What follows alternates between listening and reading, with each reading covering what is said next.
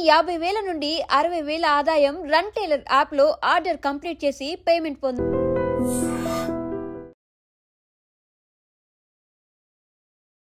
నమస్కారం, welcome to I dream. ధర్మ మార్గం విత్ విజిత కార్యక్రమానికి స్వాగతం.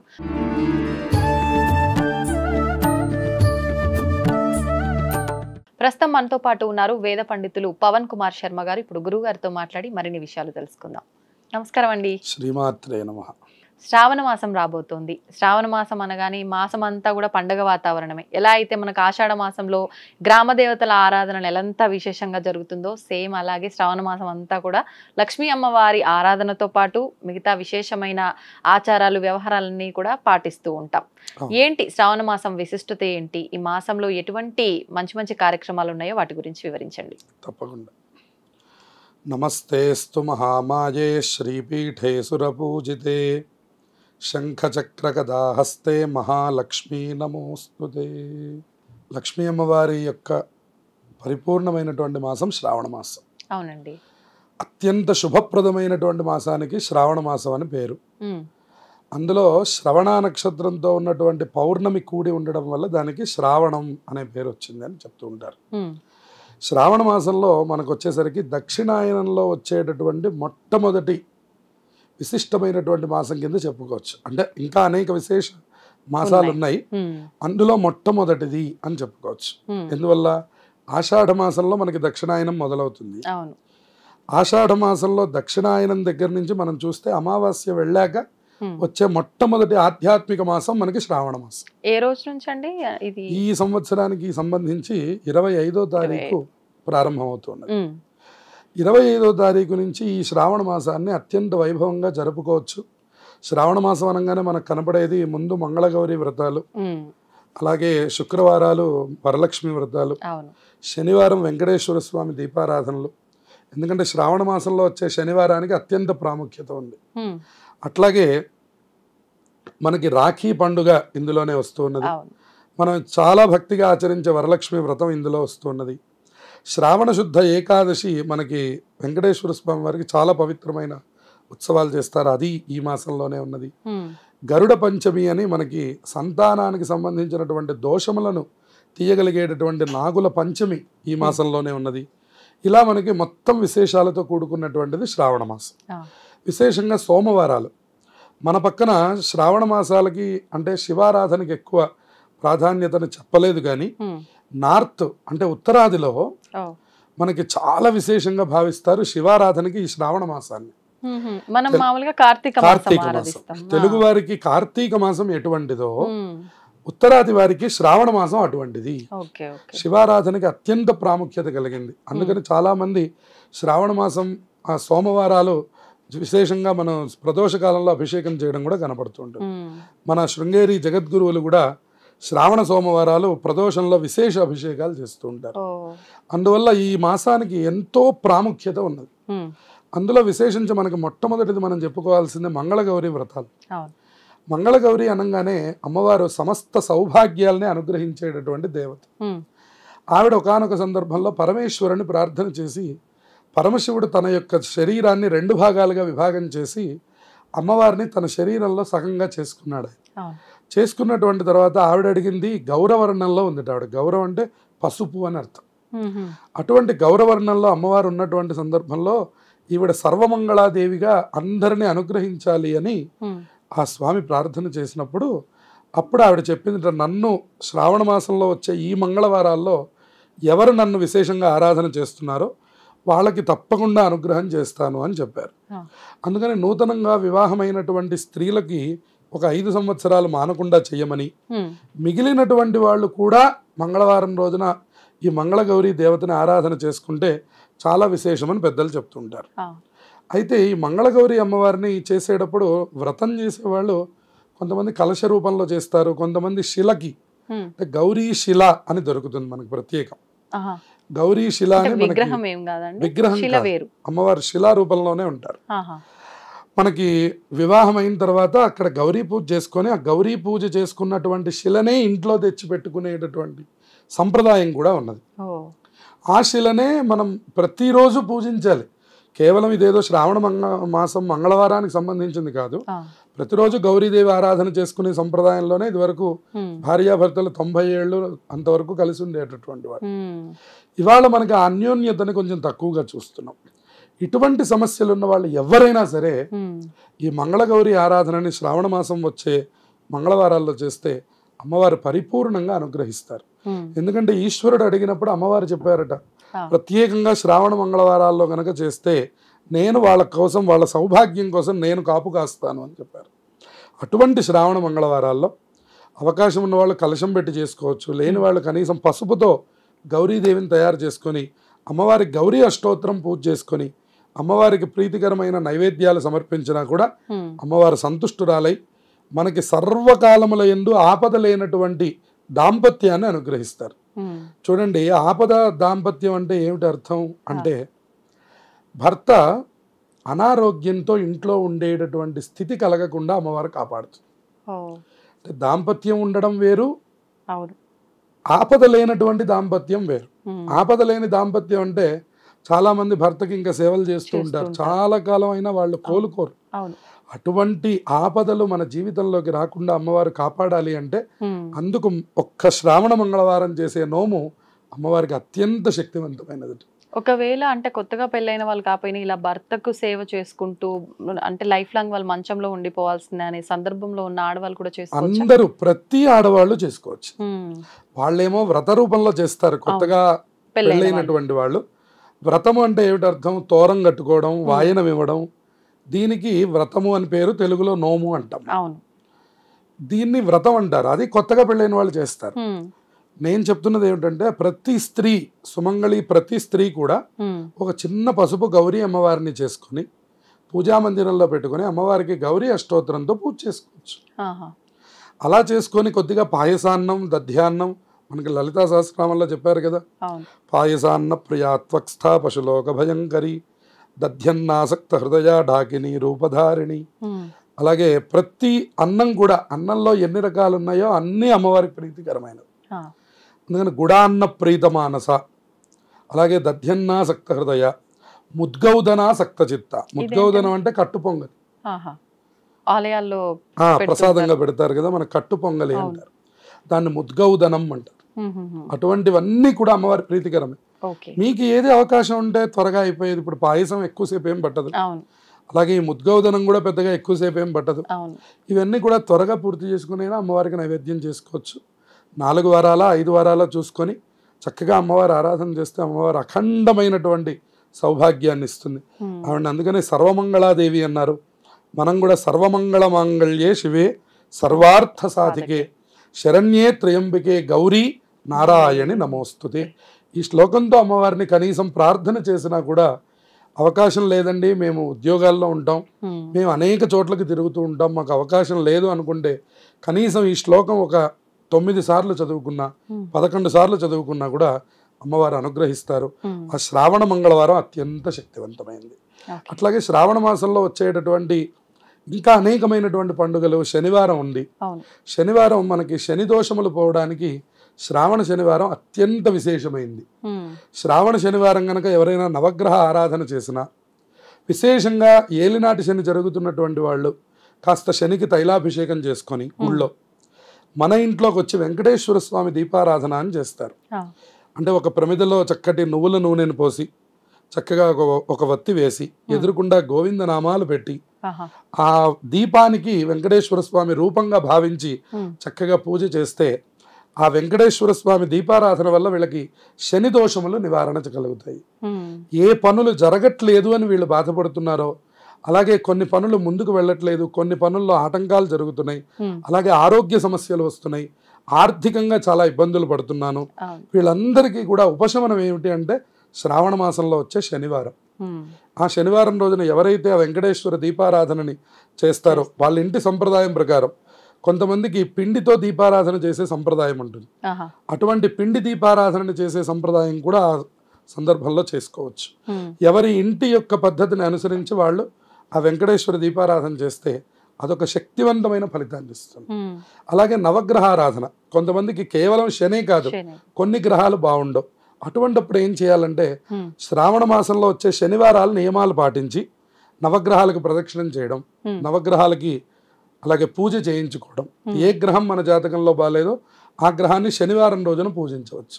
అంటే ఇప్పుడు ఎటువంటి నియమాలండి? నియమాలు పాటించి అన్నారు. నియమం అంటే ఒంటిపూట భోజనం చేయడం, కుదిరినటువంటి వాళ్ళు నేల మీద పడుకోవడం. నేల మీద పడుకుంటే శని అత్యంత తృప్తి పడతాడు.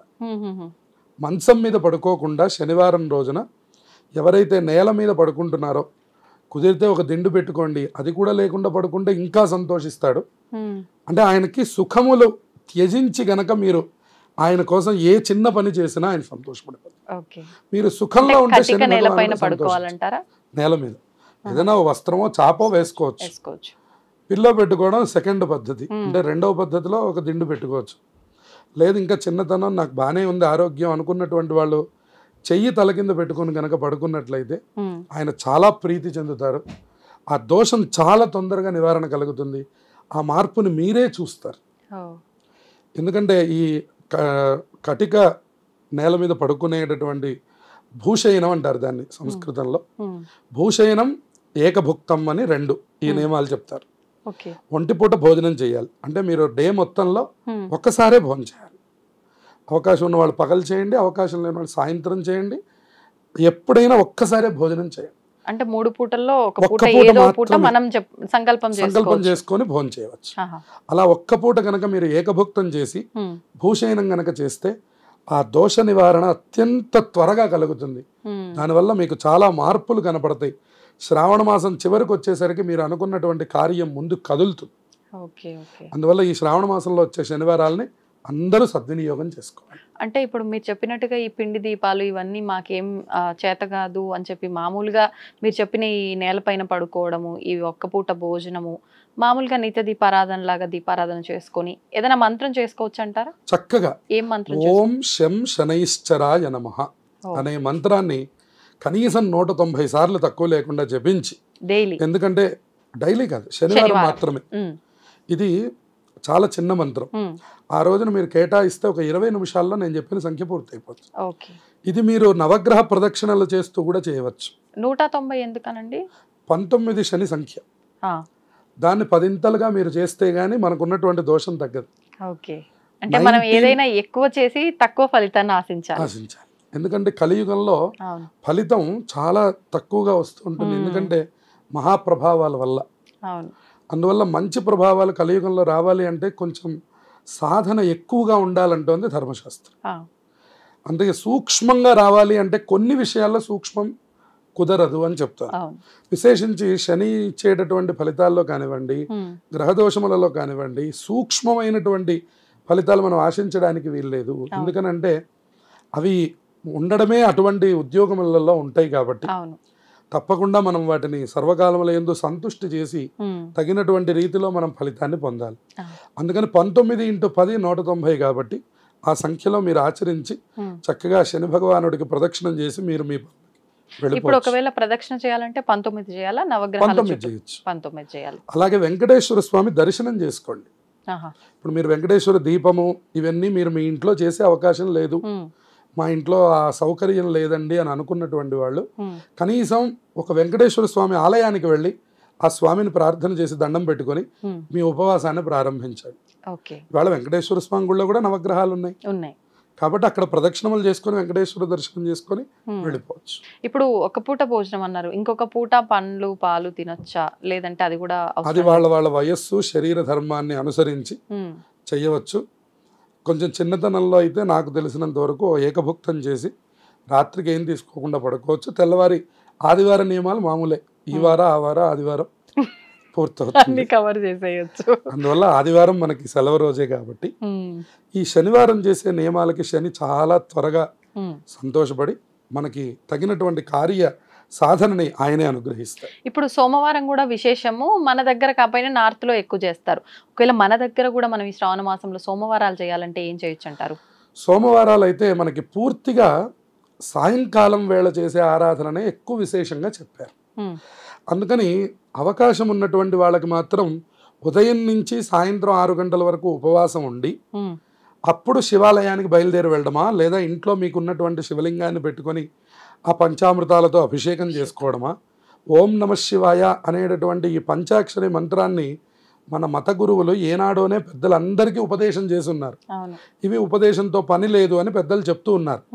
కాబట్టి అటువంటి ఉపదేశాత్మకమైనటువంటి పంచాక్షరి మహామంత్రంతో మీ ఇంట్లో మీరే మీకు తోచినటువంటి శివారాధనని చేసుకోవచ్చు. లేదు దగ్గరలో దేవాలయం ఉంటే చక్కగా దేవాలయానికి వెళ్ళి చేయండి. అది ఇంట్లో చేసినటువంటిది ఒక 30% ఫలితం అయితే దేవాలయంలో చేసినటువంటిది ఒక 70% ఫలితం ఇస్తుంది. అట్లాగే ఏదైనా నదీ తీరాలు అటువంటి చోట్లకి వెళ్ళి క్షేత్రాలు అంటాం మనం, అటువంటివి 100% ఫలితాన్ని ఇస్తాయి. అంటే క్షేత్ర దర్శనం చాలా విశేషమైనటువంటిది. మేము వెళ్ళలేము, సోమవారం వర్కింగ్ డే అనుకున్నటువంటి వాళ్ళకి సెకండ్ ఆప్షన్ మన ఇంటి దగ్గరగా ఉన్నటువంటి దేవాలయం. అది కూడా మాకు అవకాశం లేదండి అని అనుకున్నటువంటి వాళ్ళకి మన ఇంట్లోనే చేయడం. ఏదైనా మానకుండా చేస్తే వచ్చే ఫలితం వేరు. సరే, ఒకవేళ మాకు అంటే ఉపవాసం ఉండే అవకాశం లేదు అని అనుకున్నటువంటి వాళ్ళకి రెండవ మార్గం పొద్దున్నే శివారాధన చేయండి. ఆరాధన అనంతరం తినేయచ్చు. ఉత్తమమైనటువంటి మార్గము, మధ్యమమైనటువంటి మార్గాల్లో ఉత్తమమైన మార్గాన్ని మనం ఉపవాసం కింద చెప్పుకొని సాయంత్రం శివారాధన చేసి 7 గంటలకో 8 గంటలకో చంద్రుణ్ణి చూసి కనుక మనం భోజనం చేసినట్లయితే చంద్ర సంబంధమైనటువంటి దోషములు తొలగిపోతాయి. ఏమిటి చంద్ర సంబంధమైన దోషములు అంటే ఉద్యోగం, అట్లాగే గృహ వాతావరణం. చూడండి, ఇంట్లో ఎప్పుడూ అశాంతిగా ఉంటుంది అనుకోండి, అది మనం ఉపవాసం చేసి చంద్రుణ్ణి చూస్తే కానీ ఆ దోషం పోదు. అందువల్ల ఉపవాసం తప్పకుండా చేయాలి. అట్లాగే ఇంటికి సంబంధించినటువంటి అప్పులు ఇట్లాంటివి ఏవైతే ఉన్నాయో వీటన్నిటికీ కూడాను చంద్రుడే కారకుడు అన్నమాట. ఆయన్ని సోమవారం ఉపవాసం ఉండి రాత్రి దర్శనం చేశాక మీరు అన్నం తింటే అది అత్యంత చంద్రుడు సంతోషపడతాడు. అంతేకాకుండా ఈశ్వరుడు సంతోషపడతాడు సోమవారాధిపతి అవ్వడం వల్ల. అందుకని శివుడు చంద్రుడు కనుక సంతోషపడితే, ఆయన చంద్రశేఖరుడు, చంద్రుడినే తల మీద పెట్టుకున్నటువంటి వాడు. కాబట్టి ఆ చంద్రశేఖరుడు కనుక సంతోషపడితే మన ఇళ్ళు ఎప్పుడు కూడా కలకళ్ళాడుతూ ఉంటుంది. అందువల్ల అది ఉత్తమమైనటువంటి మార్గం. అయ్యా నాకేమి కోరికలు లేవండి, మీరు చెప్పారు కాబట్టి శివారాధనని చేసి మీరు అన్నట్టు ఏదైనా ఆహారం తీసుకుంటానంటే మీరు చక్కగా పొద్దున్నే లేవండి. ఉభయ సంధ్యలు ఈశ్వరుడికి చాలా ప్రీతికరమైనవి. ఉదయం సంధ్యాకాలం ఎప్పుడు 6 గంటలప్పుడు సంధ్యాకాలం, 6 గంటల నుంచి 7 గంటల మధ్యలో మరి చక్కగా శివారాధనను పూర్తి చేసుకొని మీరు నిత్యకృత్యంలో మీరు ఎలా ఉంటారో అలా మీ కార్యక్రమాలు పూర్తి చేసుకోండి. అది కూడా ఏమీ తప్పు లేదు. అది నిష్కామంగా చేసేవాళ్ళకి, మాకేం కోరికలు లేవు, శివుణ్ణి ఆరాధన చేయడమే మాకు ముఖ్యం అనుకున్నటువంటి వాళ్ళకి ఆ సమయం మంచిది. లేదు నేను ఒక ప్రత్యేకమైన కోరిక మీద చేస్తున్నాను అని అనుకున్నటువంటి వాళ్ళకి ఇందాక మనం అనుకున్నట్లుగా ఉపవాసం ఉండి సాయంకాలం పూట చేయాలి. ఈశ్వరుడికి ప్రీతికరమైన పాలు, పెరుగు, నెయ్యి, తేనె, పంచదార, అలాగే గృహ సంబంధమైనటువంటి వాళ్ళు చెరుకు రసంతో అభిషేకం చేస్తే మంచిది. అట్లాగే దాంపత్యం అనుకూలంగా ఉండాలి, ఇంటి వాతావరణంలో గొడవలు తొలగిపోవాలి అని అనుకున్నటువంటి వాళ్ళు కొబ్బరి నీళ్లతో అభిషేకం చేయాలి. అప్పుడు శాంతి కలుగుతుంది. అలాగే సంపదలు అంటే ఏవైతే అప్పులు ఇత్యాది బాధలు, ఇంటికి సంబంధించినటువంటి రుణాలు, వాళ్ళు ఎక్కువ పాలతో అభిషేకం చేస్తే మంచిది. ఇలా ఒక్కొక్క కామ్యానికి ఒక్కొక్క ద్రవ్యం ఉంది కాబట్టి ఈ పాలతో అభిషేకము, కొబ్బరి నీళ్లతోనూ చెరుకు రసంతోనూ వీటితో చక్కగా శివుణ్ణి అభిషేకించి ఆయన్ని పూజించి ఆ తర్వాత మీరు భోజనం చేస్తే ఈ మాసంలో మీరు చాలా మీ కోరినటువంటి కోరికలన్నీ కూడా సుమారుగా ఈ నెల చివరికల్లా కూడా కొంతవరకు కదులుతాయి. మొత్తం నెరవేరిపోతాయని చెప్పడానికి మనకు అవకాశం లేదు, కానీ కనీసం ఒక మూమెంట్, ఒక అడుగు ముందుకు వెళతారు. దాని ద్వారా మీరు ఈ సోమవారాలు కొంతమంది కొనసాగించవచ్చు. ఇదేదో కేవలం శ్రావణ మాసంలో మాత్రమే అని చెప్పడానికి లేదు, ఇది అన్ని సోమవారాలు విశేషం. మీ పని పూర్తవుతోంది అనుకున్నప్పుడు మరికొన్ని సోమవారాలు కూడా చేసే ప్రయత్నాన్ని చేయవచ్చు. మనకి శ్రావణ మాసంలో ప్రారంభ రోజుల్లోనే నాగుల పంచమి అని, గరుడ పంచమి అని చెప్పి ఒక విశేషమైన రోజు వస్తుంది. ఆ రోజున ఎటువంటి విధి విధానాలు ఆచరించాలి?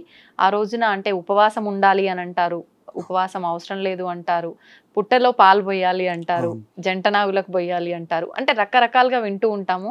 అసలు వాస్తవం ఏంటి? మనం ఏ రకమైన కార్యక్రమాలను ఆచరించాలి? తప్పకుండా. నమో అస్తు సర్పేభ్యో ఏ కేజ పృథివీ మను ఏ అంతరిక్షే ఏ దివితేభ్య సర్పేభ్యో నమః. ఇది నాగదేవత యొక్క మంత్రం.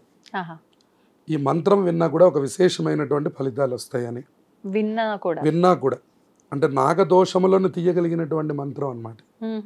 అందువల్ల ఇది అందరూ శ్రవణం చేయాలి అని చెప్పి. అయితే ఇక నాగుల పంచమి, గరుడ పంచమి అనేటటువంటిది దీనికి 2 రకాల పేర్లు ఉన్నాయి.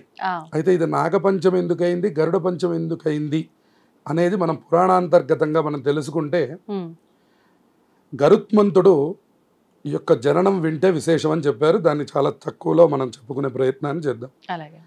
మనకి కశ్యప ప్రజాపతి అని, ప్రజాపతుల్లో చాలా ముఖ్యమైనటువంటి కశ్యప ప్రజాపతి, చాలా మందికి కాశ్యపస గోత్రం అంటారు.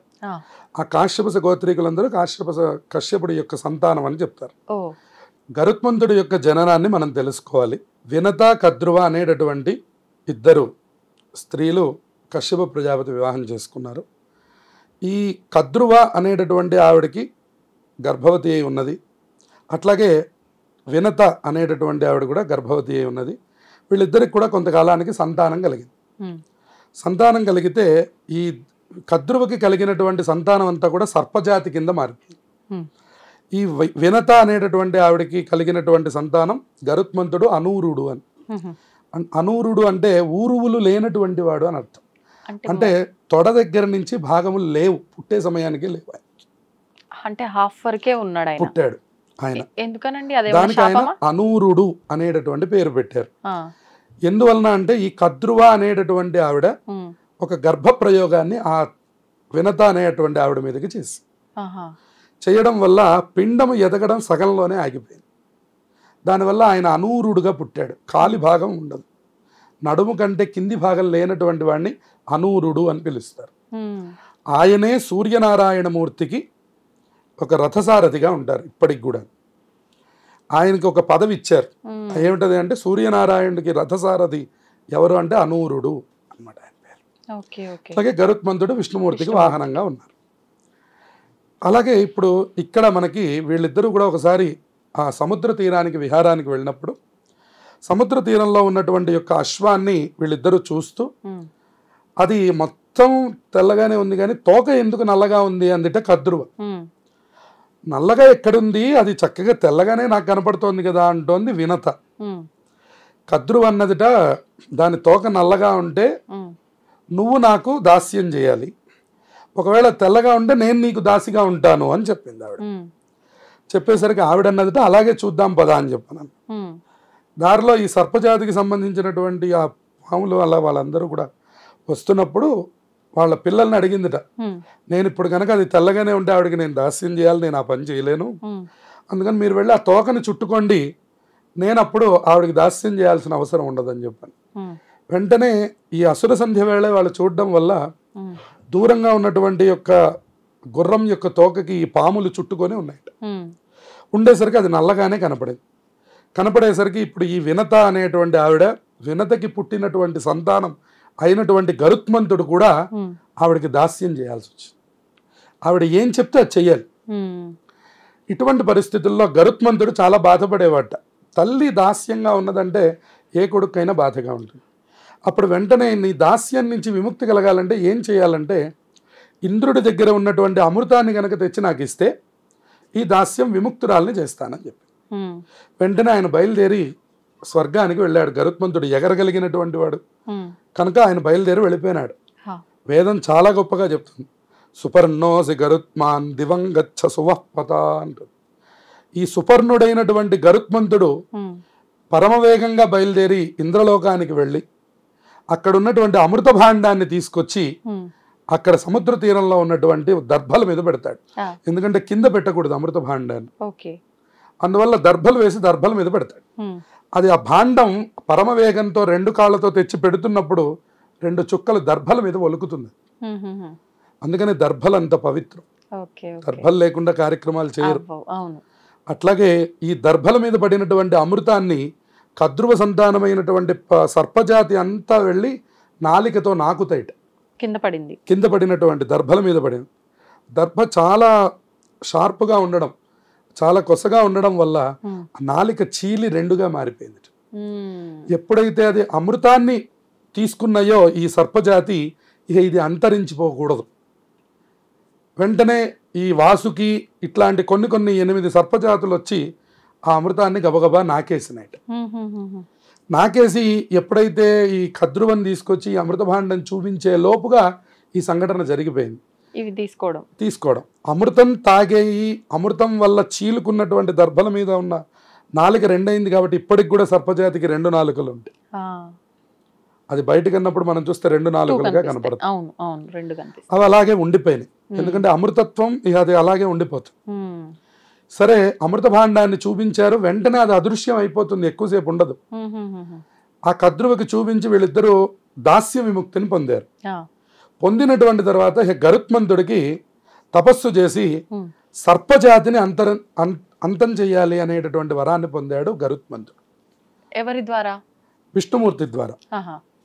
గరుత్మంతుడు సర్పజాతిని అంతం చెయ్యాలి అని నిర్ణయించుకొని ఆ సర్పజాతిని ప్రతిరోజు నేను ఆహారంగా తీసుకోవాలి, నాకు సర్పజాతి ఆహారంగా కావాలి అని కోరుకున్నాడు.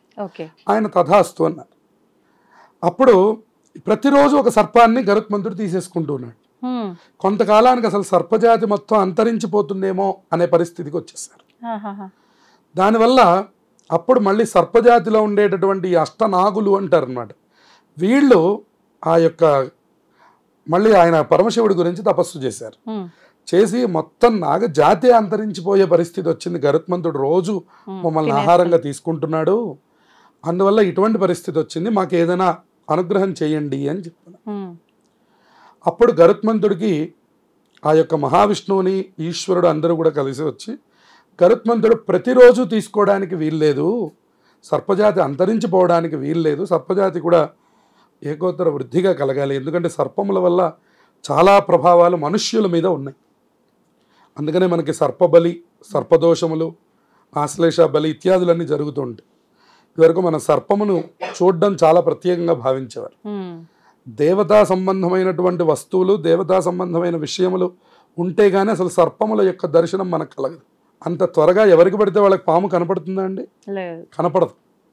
ఎంత మీరు అడవుల్లో సంచరించండి, చిటుకు చిటుకు పాములు మీకు కనపడవు, చాలా తక్కువ కనపడతాయి. ఎవరికి కనిపిస్తాయన్నారు? అది దేవతా సంబంధమైనటువంటి వాళ్ళకి మాత్రమే కనపడతాయి.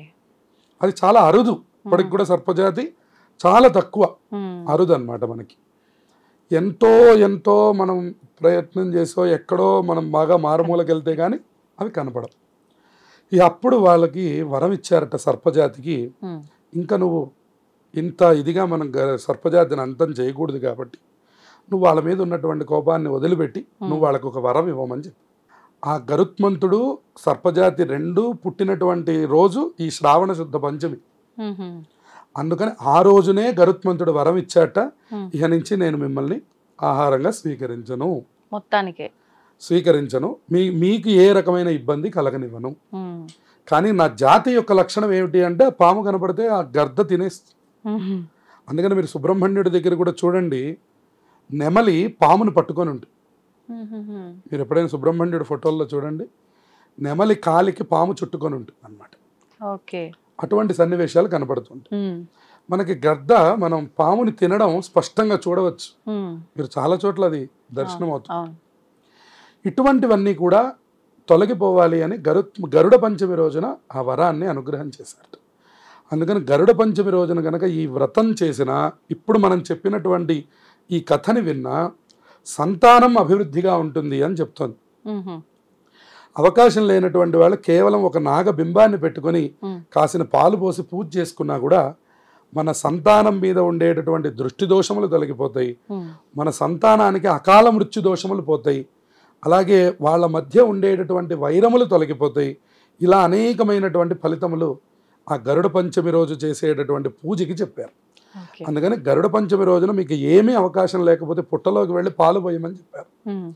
అట్లాగే గరుత్మంతుడి యొక్క కథ వినమని చెప్పారు.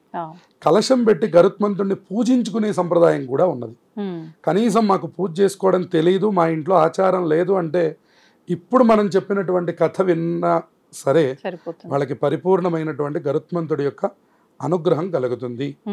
అట్లాగే సర్పజాతిని అంతరించిపోకుండా మన యొక్క తదుపరి తరాలని కూడా కొనసాగించడానికి, అంటే వంశాభివృద్ధి కలగడానికి, సంతాన ఉత్పత్తిలో ఎటువంటి లోపములు రాకుండా ఇవాళ ఎన్ని రకాలు చూస్తున్నాం మనం, అటువంటి దోషములన్నీ పోయి మన యొక్క వంశం ఎప్పుడు అభివృద్ధిగా ఉండాలంటే ఈ నాగుల పంచమిని మనం సద్వినియోగం చేసుకోవాలి. కనీసం మన ఇంట్లో ఉండేటటువంటి ఒక వెండి కప్పులో ఒక నాగబింబాన్ని చక్కగా తెచ్చుకొని అందులో పెట్టుకొని అది మునిగేంత రీతిలో పాలు పోస్తే ఓకే. చూడండి చాలా మందికి పుట్టలు లభ్యం కావడం కూడా కష్టం. అవునండి. ఇవాళ మనకి పచ్చదనం అంతరించిపోతోంది, ప్రకృతి కూడా అంతరించిపోతున్నటువంటి తరుణంలో అవును. ఒక పుట్ట దొరకాలంటే దొరకడం చాలా కష్టం. అవును. మరి ఇటువంటి సందర్భంలో మేము ఏం చెయ్యాలి అనే ప్రశ్నకి ఒక వెండి కప్పు తీసుకోండి, చక్కగా ఒక నాగబింబాన్ని అందులో పెట్టండి. అది మునిగేటట్టుగా మీరు చక్కగా ఆ నాగ స్తోత్రములు ఉన్నాయి, మానసాదేవి స్తోత్రము, అలాగే సర్పనాగ స్తోత్రము అని ప్రత్యేకంగా ఉన్నాయి, మనకి యూట్యూబ్లో దొరుకుతాయి. అటువంటి స్తోత్రం వింటూనో చదువుతూనో గనక ఆ దేవతలకు పాలు పోస్తే వాళ్ళు మన యొక్క వంశమును మొత్తాన్ని అభివృద్ధి కలిగేట్టుగా చూస్తారు. ఈ గరుత్మంతుడి యొక్క కథ విని 2 అక్షింతలు తల మీద వేసుకున్నా, కనీసం ఇది విని ఆ గరుత్మంతుడికి మనసారా నమస్కారం చేసుకున్నాం. మీరు ఏ వెంకటేశ్వర స్వామి దేవాలయంలోకి వెళ్ళండి, ఎదురుకుండా గరుడాళ్ళ వారు కనపడతారు. అందుకని పాయసం చేసి కనీసం పిల్లలకి పెట్టండి. మీరు ఏం చేయలేకపోయినా ఆ గరుత్మంతుడిని స్మరించి పాయసం చేసి ఆ పాయసాన్ని పిల్లలకి ప్రసాదంగా పెట్టినా కూడా వాళ్ళకి ఆపదలు అకాల మృత్యువులు కూడా పోయి మీ వంశము, మీ పిల్లలు, మీ సంతానము నిరంతరము అభివృద్ధిగా ఉంటారు. ఇది గరుడ పంచమి యొక్క వ్రత కథ ఇప్పుడు మనం చెప్పుకున్నటువంటిది కనుక ఇది అందరూ వింటే సకల శుభాలు కూడా అందరికీ కలుగుతాయి. ధన్యవాదాలండి. శుభమస్తు. తవ్వండి, తవ్వుతూనే శివలింగం సరే దాన్ని అట్లా కప్పేసేయండి, చూపించదండి. మూర్తి పూజ కాదు, సాక్షాత్ బ్రజేంద్ర నందన భగవాన్ ఉన్నారు మూర్తిలో. ఏమీ ఆశించకుండా ఆరాధించే వాళ్ళు కూడా ఉన్నారా ప్రభుజీ? నిజమైన భక్తి అంటే మనకు తెలియదు కాబట్టి